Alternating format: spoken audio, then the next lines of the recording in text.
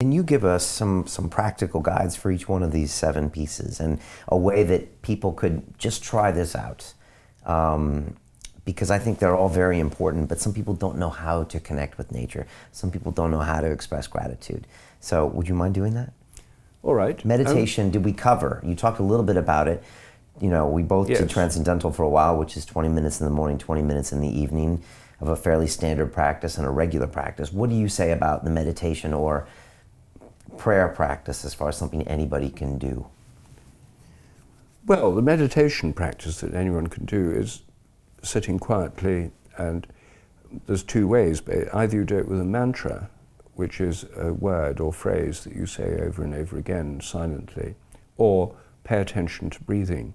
And probably for people who've never done it before, just sitting quietly and feeling the breath going in and out of the nose is a very simple way of doing it. It means people don't have to decide what mantra they're going to use and get into a whole kind of internal discussion about what phrase or what tradition they want to link to.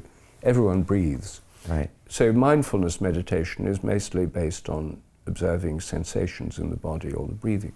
So sitting quietly for 20 minutes, focusing on the feeling of breath coming out of the nose.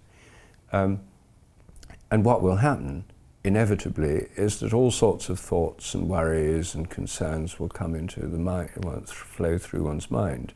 You forget all about the breath or the mantra. But the point is to come back to it when you realize you've forgotten, and keep coming back to it. And that sort of relativizes all these thoughts, and which are otherwise all-consuming. You're trapped inside them, but it's a way of stepping outside them and seeing what's happening in your mind. You learn more about how your mind's working. Now, anyone can do that. In relation to gratitude, just with transcendental meditation, I always tell people with your meditation practice, just don't judge yourself. A lot of people think, oh, I failed again.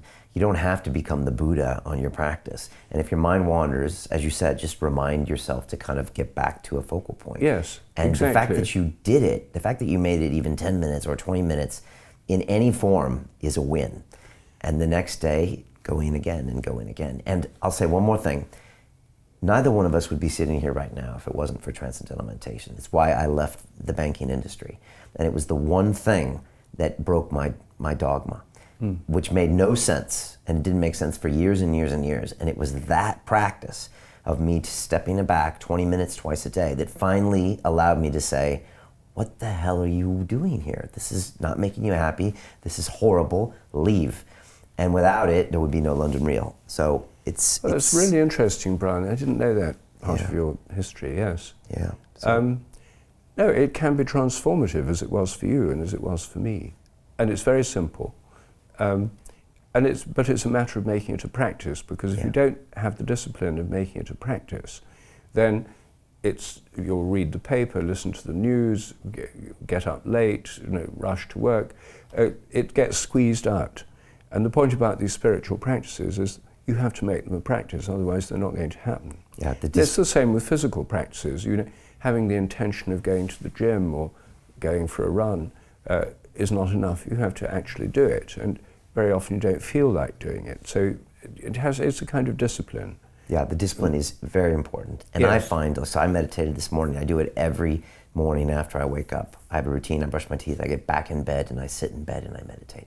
And the reason I do it is because I don't like Brian when he stops doing it, and nobody likes him, and he goes back to bad behaviors. So for me, it's just my insurance policy, and I make sure I do it. And now everybody leaves me alone in the morning because they don't like him either.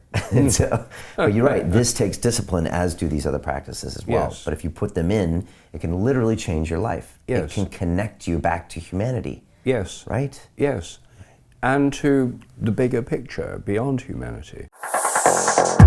Continue watching this fascinating conversation for free by clicking on the link below to visit our website, learn from the best minds in the world, and connect with a community of passionate people building the best versions of themselves. Just click on the link below, and I'll see you on the inside.